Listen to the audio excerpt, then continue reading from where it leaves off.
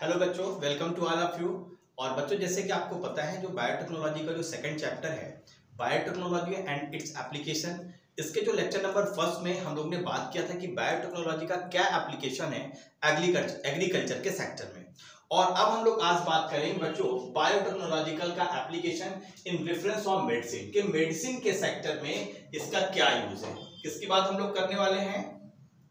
हम लोग बात करने वाले हैं कि बायोटेक्नोलॉजी का बच्चों एप्लीकेशंस क्या है मेडिसिन के सेक्टर में। चलिए तो स्टार्ट करते हैं और हम लोग समझते हैं कि किस तरीके से जो रिकॉम्बिनेंट टेक्नोलॉजी है किस तरीके से मदद कर रही है ऐसी मेडिसिन को बनाने में, जिससे आज हम उन डिसीज को प्रॉपर तरीके से मैनेज कर पा रहे हैं, क्योर करने में मदद हो पा रही है जो पहले पॉसिबल नहीं था।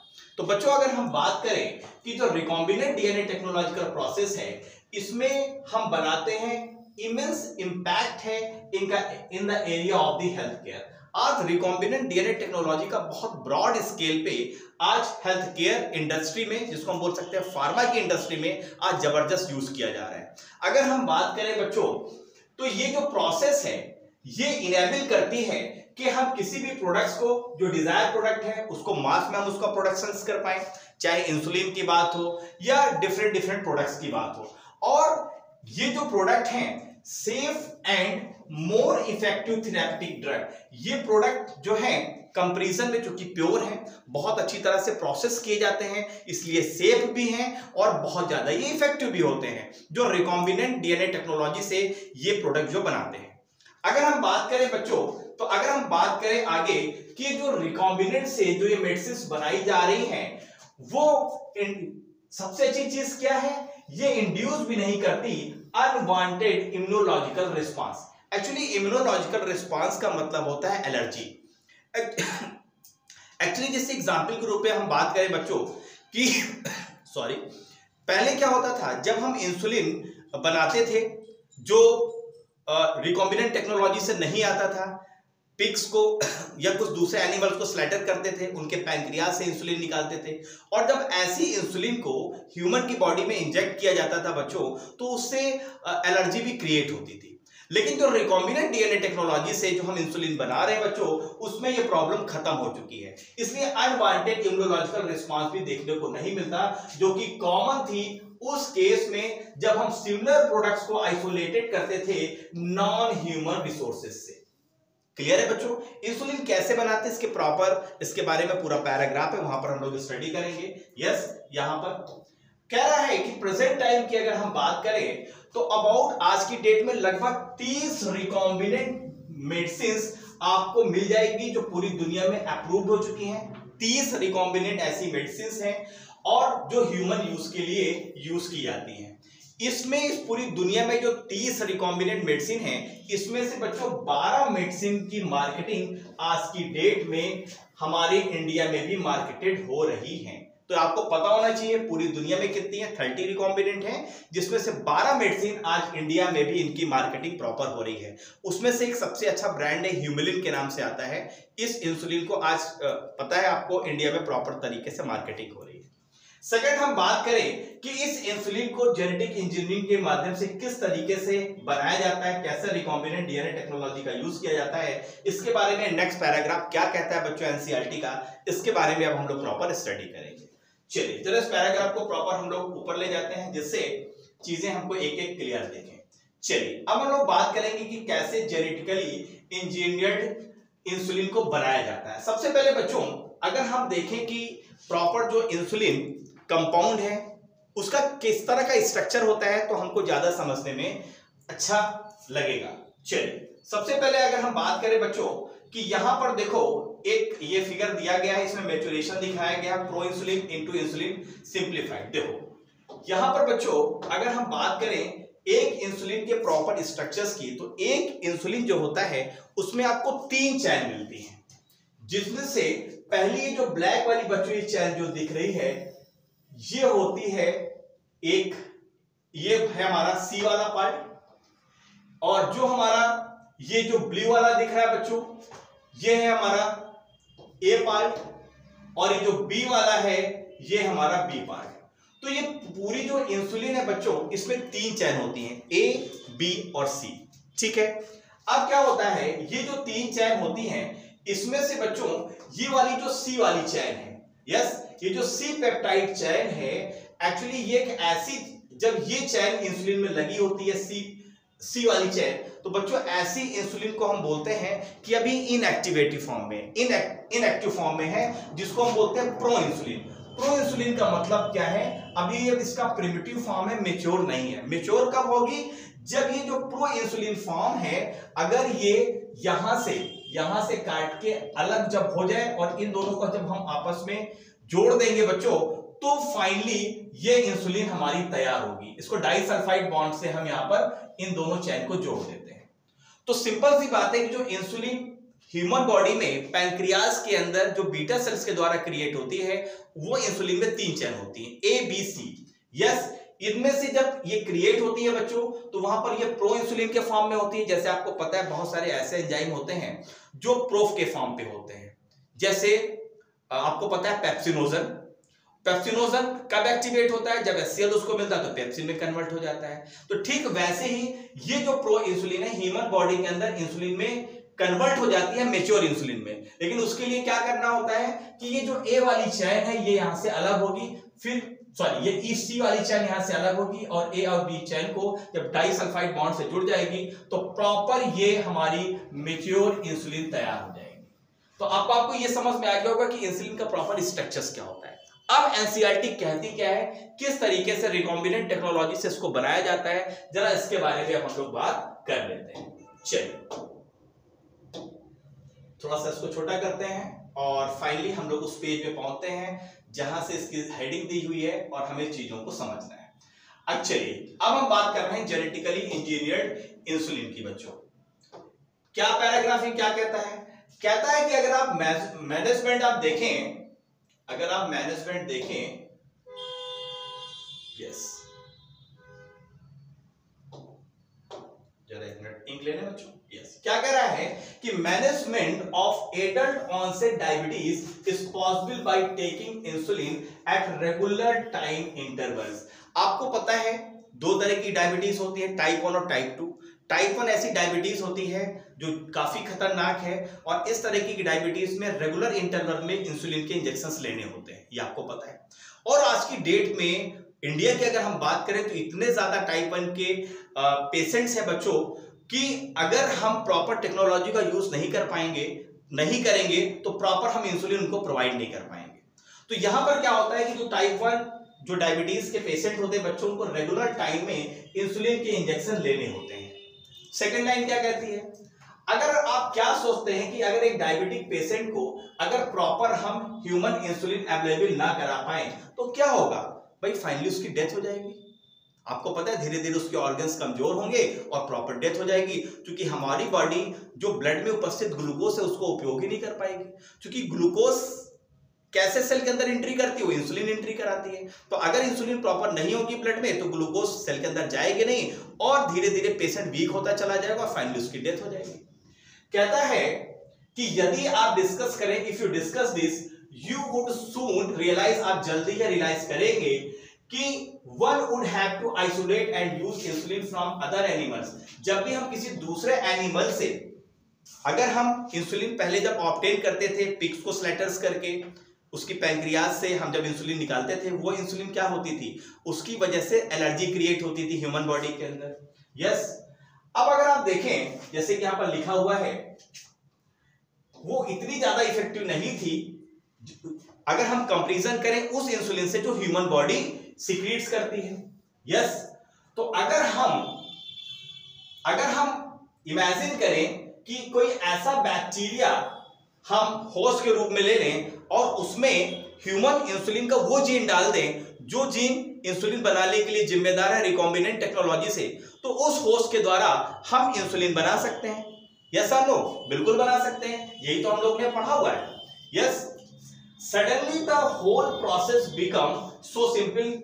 अब चूंकि हम लोगों ने रिकॉम्बिनेंट टेक्नोलॉजी के बारे में काफी स्टडी कर ली है, प्रॉपर चीजें वहां पर हो चुकी हैं, तो इंसुलिन बनाना भी आज की डेट में बहुत टफ काम नहीं है। और रेगुलर आज ऐसी कंपनियां हैं जो पूरे साल इंसुलिन का उत्पादन करती हैं इस रिकॉम्बिनेंट टेक्नोलॉजी का यूज करके। अगर हम बात करें तो एक लार्ज क्वांटिटी में हम इन बैक्टीरिया को ग्रो करा सकते हैं। ऐसे बैक्टीरिया जो कि ट्रांसफॉर्म्ड है, उसके अंदर हमने ह्यूमन का जीन डाल चुके हैं और वहां से लार्ज क्वांटिटी में हम इंसुलिन को बना सकते हैं और उन पेशेंट्स को अवेलेबल करा सकते हैं जिनको टाइम इंटरवल में इंसुलिन चाहिए होता है। यस, अब एक क्वेश्चन यहां पर पूछता है एनसीईआरटी कि सोचिए कि इंसुलिन को हम ओरली एडमिनिस्ट्रेट क्यों नहीं कराते। हम इंसुलिन की टैबलेट भी तो बना सकते हैं, टैबलेट के फॉर्म में भी तो हम ले सकते हैं, हम इंजेक्शंस के फॉर्म में ही डायबिटिक पेशेंट्स को इंसुलिन क्यों देते हैं। बच्चों, इसका सिंपल सा मतलब है, इंसुलिन क्या है? इंसुलिन भी एक हार्मोन है और हार्मोन किसका बना होता है? प्रोटीन का बना होता है। अगर हम माउथ के रास्ते से बच्चों इनटेक करेंगे तो जब ये प्रोटीन हमारे डाइजेस्टिव सिस्टम में जाएगी तो प्रोटीएज एंजाइम इसको तोड़ फोड़ के बराबर कर देगा, तो ये हमारे पूरे ब्लड में पहुंच ही नहीं पाएगी। इसीलिए जो इंसुलिन है उसको इंजेक्शंस के फॉर्म में हम ब्लड में सीधे देते हैं, जिससे वो डिस्टर्ब ना हो, डीनेचर्ड ना हो और प्रॉपर तरीके से उस काम करने में सक्षम रहे जिसके लिए हमने उसको ब्लड के अंदर डाला है। इसीलिए हम उसको टैबलेट के फॉर्म पे नहीं लेते बच्चों, किसके फॉर्म पे लेते हैं? इंजेक्शंस के फॉर्म पे लेते हैं। चलिए, आई होप आपको ये पॉइंट्स क्लियर हो गया होगा। चलिए जरा नेक्स्ट पेज पे आते हैं और अब यहां पर हम उन पॉइंट्स को समझते हैं जो यहां पर दी गई है। ये मैंने आपको फिगर समझा दिया। क्या कह रहे हैं? Insulin use for diabetes was earlier extracted for pancreas of slatted cattle and pigs. पहले क्या होता था, जब रिकॉम्बिनेंट टेक्नोलॉजी के बारे में नहीं पता था बच्चों, तो हम क्या करते थे, हम कैटल्स को और पिग्स सुअर्स को हम उसको स्लैटर्स करते थे, उसको काट देते थे, काटने के बाद उसके पैंक्रियाज से इंसुलिन निकालते थे। पहला ये रास्ता था जब हमें रिकॉम्बिनेंट टेक्नोलॉजी के बारे में नहीं पता था। फिर क्या हुआ, अब ये जो इंसुलिन आती थी वो कहां से आती थी बच्चों? एनिमल सोर्स से आती थी। इसलिए कुछ पेशेंट्स में ये क्या करती थी, एलर्जी को डेवलप कर देती थी। एलर्जी हो जाती है, क्यों भाई? अगर कोई ऐसा फॉरेन पार्टिकल्स या कोई ऐसी फॉरेन प्रोटीन अगर हम बॉडी में एंट्री कराएंगे तो एलर्जी क्रिएट होगी। जो हमारी मास सेल हैं वो एलर्जीज को क्रिएट करेंगे, आपको पता है। यस, और कुछ दूसरे टाइप के रिएक्शंस भी देखने को मिलते थे बॉडी के अंदर उस फॉरेन प्रोटीन के अगेंस्ट, जो हमारे बॉडी के लिए ठीक नहीं थे। जैसे एलर्जी हमारे बॉडी के लिए ठीक नहीं है। अब अगर हम बात करें इंसुलिन के प्रॉपर स्ट्रक्चर्स की, तो आपके एनसीईआरटी क्या कहती है? कहती है कि जो इंसुलिन है वो दो छोटे पॉलीपेप्टाइड चेन्स की बनी होती है, चैन ए और चैन बी। चैन ए और चैन बी की बनी होती है। देखिए यहां पर एक ये है आपका, ये चैन ए और ये है चैन बी। तो चैन ए और चैन बी की बनी होती है, जो आपस में डाइसल्फाइड बॉन्ड्स के द्वारा जुड़ी होती है। बच्चों देखो, ये डाइसल्फाइड बॉन्ड्स के द्वारा ये दोनों चैन आपस में जुड़ी होती है। मैमेल्स की अगर हम बात करें, जिसमें अगर हम ह्यूमंस को भी बच्चों शामिल कर लें, तो यहां पर जो इंसुलिन सिंथेसाइज होती है वो पैंक्रियाज से जो इंसुलिन निकलती है वो बच्चों प्रो हार्मोन्स के फॉर्म पे होती है। प्रो हार्मोन्स का मतलब क्या है? जैसे प्रो एंजाइम मैंने आपको बताया पेप्सिनोजन है, तो वो कब एक्टिवेट होगा? जब उसको एचसीएल में पहुंचेगा, जब उसको प्रॉपर पीएच मिलेगा तो वहां पर वो पेप्सिन में कन्वर्ट हो जाएगा। ठीक वैसे ही जो हार्मोन है बच्चों, वो प्रो हार्मोन्स के फॉर्म पे पैंक्रियाज से रिलीज होता है। और ये जो प्रो हार्मोन्स है इसको जरूरत होती है प्रोसेस्ड होने की। जब तक ये प्रोसेस नहीं होगी तब तक ये प्रॉपर एक्टिवेट नहीं होगी। कहता है it become a fully mature. ये फुली मैच्योर कब होगी और फंक्शनल हार्मोन के रूप में कब तब्दील होगी? जब इसमें ए और बी चैन को बाहर निकाल लिया जाएगा और ये वाला जो चैन है इसको काट के बाहर कर दिया जाएगा, तभी ये संभव है। कहता है इसमें एक एक्स्ट्रा स्ट्रेच पॉलीपेप्टाइड की चैन होती है जिसको बोलते हैं सी पेप्टाइड। तो ए और बी को तो हमने जोड़ दिया, लेकिन ये जो सी पेप्टाइड चैन है बच्चों, ये पेप्टाइड चैन जब तक कट के अलग नहीं होगी तब तक ये मेच्योर इंसुलिन में कन्वर्ट नहीं होगी और फिर वो इंसुलिन तभी काम करेगी जब ये सी वाली स्ट्रेच चैन काट के हम अलग कर देंगे। तो ये ह्यूमन बॉडी में एक नेचुरल प्रोसेस है, ये होती रहती है। यस, आगे क्या कह रहा है? कह रहा है ये जो सी पेप्टाइड चैन है वो मेच्योर इंसुलिन में नहीं होती। मतलब जब मेच्योर इंसुलिन बनेगी तो जो सी पेप्टाइड चैन है ये यहां से अलग हो जाएगी और ये रिमूव हो जाती है जब मैच्योरेशन प्रोसेस होता है, इंसुलिन जब मैच्योर होती है। कहता है जो मेन चैलेंज है मेन चैलेंज क्या है, जब हम रिकॉम्बिनेंट टेक्नोलॉजी से एसर्सिया कोलाई के अंदर, अगर ऐसी एसर्सिया कोलाई के अंदर हमें इस तरीके की इंसुलिन बनाना है जो मेच्योर हो, तो सबसे बड़ा चैलेंज क्या था कि ये जो सी वाली चेन है इसको अलग करना। क्योंकि जब हम एसर्सिया कोलाई के अंदर इंसुलिन का प्रोडक्शन करेंगे, कैसे, इंसुलिन के अंदर हमने ह्यूमन जीन को रिकॉम्बिनेंट कस के डाल दिया, अब वहां पर इंसुलिन तो बन रही है, लेकिन कैसी बन रही है, प्रो इंसुलिन बन रही है, मेच्योर इंसुलिन नहीं बन रही है। तो मेच्योर इंसुलिन बनाना ये रिकॉम्बिनेंट डीएनए टेक्नोलॉजी में सबसे बड़ा चैलेंजेस था। यस, ये जो मेन चैलेंज था, ऐसा इंसुलिन का प्रोडक्शन करना डीएनए टेक्नोलॉजी का यूज करके, जिससे प्रॉपर तरीके से हमें इंसुलिन का मेच्योर फॉर्म ऑब्टेन हो पाए। इस चैलेंज को स्वीकार किया है 1983 में इली लिली नाम की एक अमेरिकन कंपनी थी। इसने क्या किया, इसने 2 डीएनए के सीक्वेंस बनाए, ए और बी चैन को, मान लीजिए 2 इन्होंने एसर्सिया कोलाई का बैक्टीरिया लिया, इस एसर्सिया कोलाई के अंदर इन्होंने ए चैन बनाया और इस एसर्सिया कोलाई के अंदर इन्होंने बी चैन बनाया। फिर इन दोनों चैनों को आपस में लिया और इनको डाइसल्फाइड बॉन्ड से जोड़ दिया और फाइनली मेच्योर इंसुलिन को बना लिया। तो ये सबसे बढ़िया जो चैलेंज है एक्सेप्ट किया था एली लिली कंपनी ने। यहीं पर लिखा हुआ इन्होंने क्या किया कि जो ह्यूमंस की चैन थी इंसुलिन की, जो जीन था, introduce them in plasmids of Escherichia coli, Escherichia coli के प्लाज्मिड इसको इंट्रोड्यूस करा लिया और फाइनली यहां पर इन्होंने इंसुलिन की चैन को बनाया। चैन ए और चैन बी को बनाने के लिए इन्होंने सेपरेटली एसर्सिया कोलाई का यूज किया, फिर इन चैन को यहां से बाहर निकाल लिया ए और बी को, और दोनों को कंबाइन कर दिया, जोड़ दिया, और किससे, डाइसल्फाइड बॉन्ड्स के द्वारा, और फाइनली मेच्योर इंसुलिन को बना लिया। तो कितना बढ़िया इसने काम किया।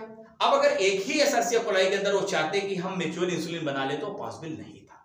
वहां पर बन तो रही थी बच्चों, लेकिन वो प्रो इंसुलिन थी, वो मेच्योर नहीं थी, उसमें ऑलरेडी सी पेप्टाइड चेन जुड़ी हुई थी, तो उसको निकालना था हमें। ठीक है, चलिए आगे बढ़ते हैं, थोड़ा सा और समझते हैं बच्चों। नेक्स्ट क्या कह रहा है, यस, अब नेक्स्ट कह रहा है जीन थेरेपी के बारे में। बच्चों हम चूंकि बायोटेक्नोलॉजी देखें, सबसे पहले हम लोग ने एग्रीकल्चर के रेफरेंस में बात करी, फिर हम लोग ने मेडिसिन के बारे में बात करी, जिसमें हम लोगों ने इंसुलिन कैसे बनाया इसके बारे में बात करी। अब हम लोग बात करेंगे कि क्या बायोटेक्नोलॉजी का यूज किसी जीन को ठीक करने में भी होता है, जिसको हम बोलते हैं जीन थेरेपी। क्या कहता है ये पॉइंट्स, जरा इसको हम लोग बच्चों समझ लेते हैं। जीन थेरेपी है क्या, चलिए,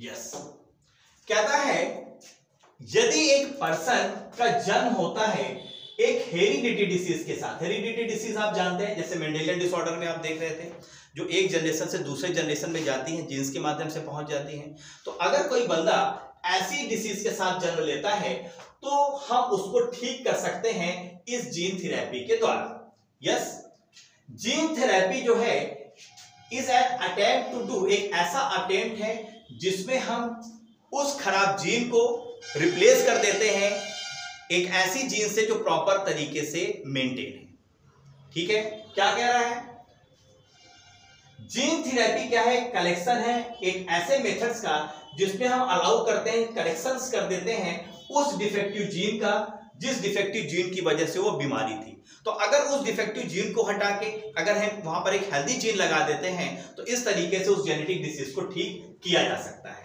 यस, लेकिन ये तभी पॉसिबल है अगर जीन थेरेपी से किसी बीमारी को, जो हेरिडिटी डिसीज है, अगर उसको पूरे जीवन के लिए खत्म करना है, तो उसके लिए यह जरूरी है कि उस डिसीज का डायग्नोसिस कब हो जाए, या तो जब वो मुश्किल से 1 महीने का बच्चा हो, बहुत छोटा हो, या एम्ब्रियो के स्टेज में अगर हम डायग्नोस कर पाए, तभी ये पॉसिबल है। यस, मतलब अर्ली स्टेज में, अभी उसके सिम्टम्स ना दिखने पाए, उसके पहले अगर हमने जीन्स को ठीक कर लिया तो बहुत अच्छा है। अगर एम्ब्रियो के स्टेज में पता चला अभी एम्ब्रियो का stage 4 cell, 8 cell, 16 cell stage में है, अगर वहां पर हमको समझ में आ जाए और वहां पर हमने जीन को ठीक कर दिया, तो ये हेरिडिटी जो डिसीज है उसका एक्सप्रेशन प्रोजेनी में नहीं होगा, क्योंकि हमने उस जीन को ठीक कर दिया है।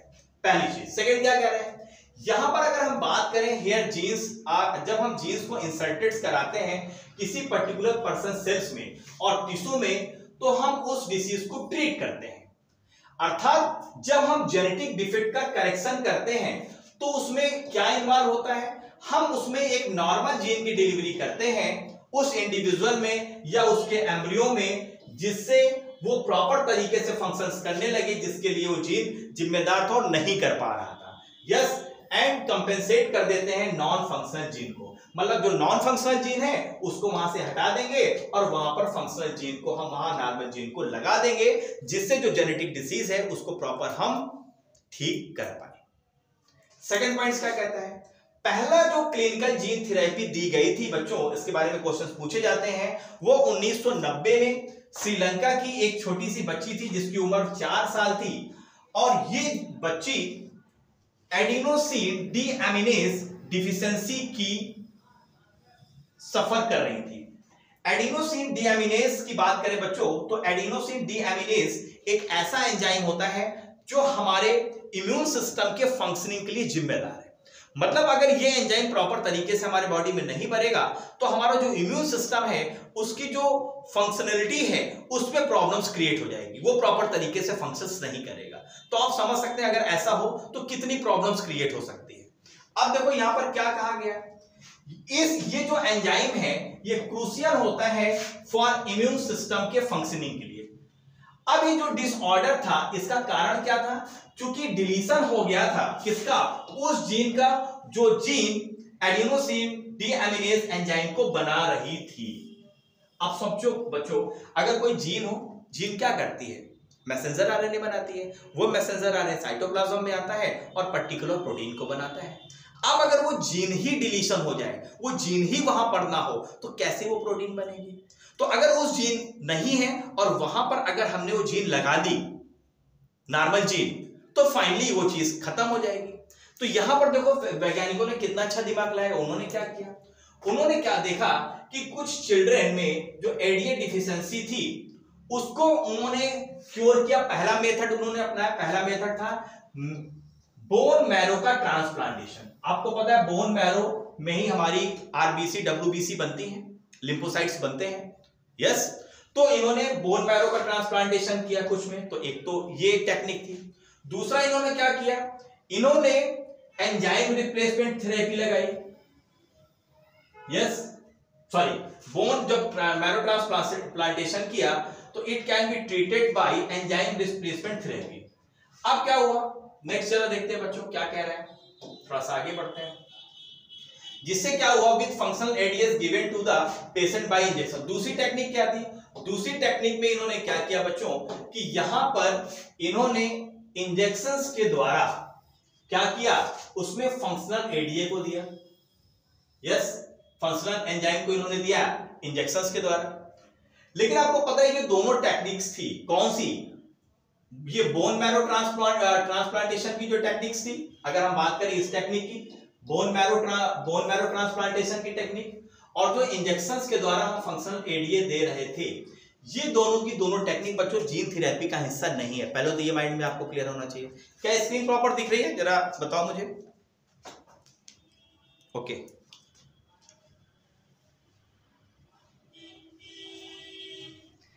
तो यहां पर बच्चों हम लोग ने समझा कि ये जो दो मेथड हैं, बोन मैरो ट्रांसप्लांटेशन और इंजेक्शन के द्वारा फंक्शनल एडीए का देना, ये वास्तव में जीन थेरेपी का हिस्सा नहीं थी। अब देखिए यहां पर आप देखिए, लेकिन इन दोनों की जो तरीके थे, इसमें प्रॉब्लम क्या थी कि both of these approaches that they are not completely curative.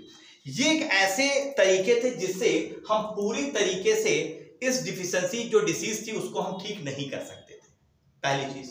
Second क्या कह रहा था, एज फर्स्ट स्टेप, जो पहला स्टेप आप जीन थेरेपी का जब यहां पर देखेंगे तो देखिए किस तरह से जीन थेरेपी की गई, इसके बारे में एनसीईआरटी क्या बताती है। आपको पता है ये जो एंजाइम्स है ये एक्चुअली जो लिम्फोसाइट्स होते हैं बच्चों, जो ब्लड्स में होते हैं पेशेंट्स के, अब यही इसी लिम्फोसाइट्स में क्या किया, यही लिम्फोसाइट्स में जो जीन होते हैं पर्टिकुलर एंजाइम को बनाने के लिए, तो हमने क्या किया, जो पेशेंट्स की बॉडी थी उस बॉडी में जो ब्लड था उस ब्लड से हमने कुछ लिम्फोसाइट सेल्स को निकाल लिया और इन लिम्फोसाइट्स को प्रॉपर हमने कल्चर किया, जिससे बहुत सारी लिम्फोसाइट्स हमें अपने लैब में मिल गई। अब क्या किया, अब हमने क्या किया, एक फंक्शनल एडीए कॉम्प्लीमेंट्री डीएनए, सी डीएनए को हमने क्या किया, यूजिंग किया है रेट्रोवायरल वेक्टर का। आपको पता है रेट्रोवायरल वेक्टर्स का हम कहां पर यूज करते हैं, एनिमल्स के केस में यूज करते हैं, और टीआई प्लाज्मिड को कहां यूज करते हैं, प्लांट के केस में यूज करते हैं। तो वहां यहीं पर यह बताया गया कि हमने एक रेट्रोवायरल वेक्टर का यूज किया और उस वेक्टर में हमने एडीएसी डीएनए कॉम्प्लीमेंट्री डीएनए जीन को वहां पर हमने लगा दिया। यस, अब इसको फिर फाइनली हमने लिम्फोसाइट्स के अंदर प्रॉपर इस जीन को हमने डाल दिया। यस, यहां पर रेट्रोवायरल वेक्टर का यूज किया और फाइनली हमने इसको इंट्रोड्यूस करा दिया लिम्फोसाइट्स के अंदर। अब क्या हुआ, अब जो सब्सिक्वेंटली रिटर्न्स हमको मिला पेशेंट, यहां पर हमने देखा क्योंकि as these cells are not immortal, आपको पता है लिम्फोसाइट्स का भी एक प्रॉपर टाइम होता है, लेकिन जब ऐसी लिम्फोसाइट्स को जो हमने इंजीनियर्स करके फिर उसको पेशेंट्स की बॉडी में डाला, क्योंकि उसी की बॉडी की लिम्फोसाइट्स थी तो एलर्जी नहीं हुई, दूसरी अब लिम्फोसाइट्स के अंदर चूंकि हमने वो जीन डाल दिया है तो वो जीन प्रॉपर वो एंजाइम्स बना रही थी। लेकिन आपको पता है इन लिम्फोसाइट्स का प्रॉपर एक टाइम भी होता है, लाइफ पीरियड भी होता है। तो यहां पर हम प्रॉपर तो नहीं ठीक पाए, लेकिन एक रेगुलर इंटरवल्स में अगर लगातार हम एक रेगुलर इंटरवल्स में इस तरह से इंजीनियर लिम्फोसाइट्स को पेशेंट की बॉडी में डालते रहेंगे तो भी काफी हद तक इस बीमारी पर हम क्योर तो पूरी तरह से नहीं कर पाएंगे, लेकिन पेशेंट को कम से कम मरने से तो हम बचा ही लेंगे, इतना तो हो ही जाएगा। यस, क्योंकि आपको पता है कि जो लिम्फोसाइट्स है इमोर्टल नहीं होती, मतलब ऐसा नहीं है कि वो अमर है। The patient requires periodic infusion. अब यस, टाइम टू टाइम हमको पीरियोडिक इन्फ्यूजन देना होगा लिम्फोसाइट्स को उसकी पेशेंट बॉडी के अंदर, और ऐसी जो जेनेटिकली इंजीनियर्ड लिम्फोसाइट्स को जैसा भी हो, यदि इस जीन को हम आइसोलेट करते हैं फ्रॉम बोन मैरो सेल से और प्रोड्यूसिंग कराते हैं एडीए को और फिर इंट्रोड्यूस कराते हैं ऐसी सेल्स को अर्ली एम्ब्रियोनिक स्टेज में, तो इस तरीके से हम परमानेंट क्योर दे सकते हैं। तब हम परमानेंट क्योर दे देंगे। क्लियर है? अगर बोन मैरो सेल्स को हम निकाल लें, यस, उसको जेनेटिक इंजीनियर्स कर दें, वहां पर वो जीन हम इंट्रोड्यूस करा दें, तो ये परमानेंट क्योर दे सकते हैं। लेकिन ये तभी संभव है कब, जब हमें पहले डिसीज के बारे में पता चल जाए। ओके बच्चों, तो ये कुछ पॉइंट्स थे जो आपके एनसीईआरटी में दिए गए थे। चलिए थोड़ा सा और आगे बढ़ते हैं और पॉइंट्स को बच्चों हम लोग समझते हैं। अब हम बात करेंगे जो नेक्स्ट हमारा आता है मॉलिक्यूलर डायग्नोसिस, और इसकी बात बच्चों हम लोग करेंगे नेक्स्ट लेक्चर में। तो कैसा लगा आपको लेक्चर जरूर मुझे बताइएगा, कमेंट जरूर करिएगा, क्योंकि कमेंट्स के आपके जरूर इंतजार रहते हैं। तो मिलते हैं बच्चों नेक्स्ट सेशन में, तब तक के लिए bye bye, see you, bye.